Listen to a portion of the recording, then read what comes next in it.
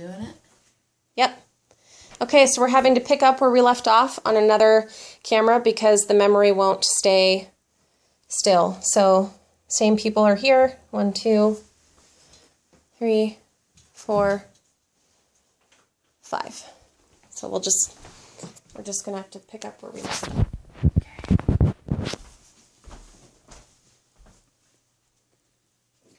So in terms of additives, we know now that sodium leads to hypertension and high blood pressure, and that high fructose corn syrup is directly linked with weight gain and obesity, which can also lead to other diseases in the future, such as heart disease.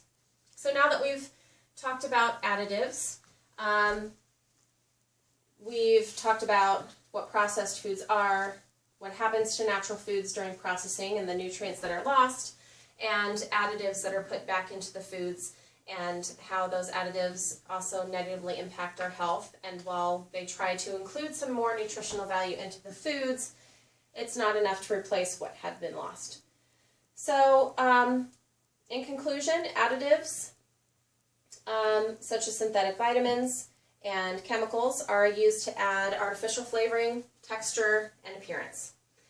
Nutrients are lost that would be beneficial to our health.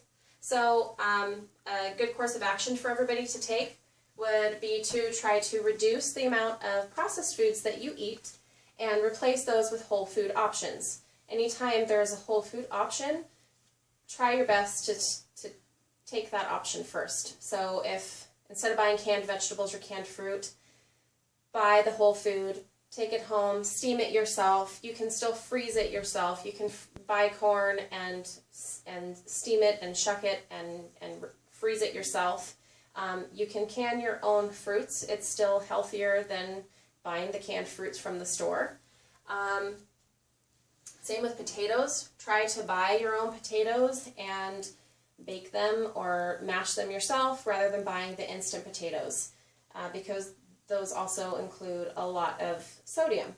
So also shop the perimeter of the store instead of shopping the center of the store. Center of the store is where we're going to find most of the processed foods, and we want to try to avoid those.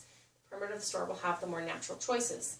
So if we try to make better decisions in terms of our dietary intake, and we try to lower the amount of processed foods we eat, we can make better choices for our health.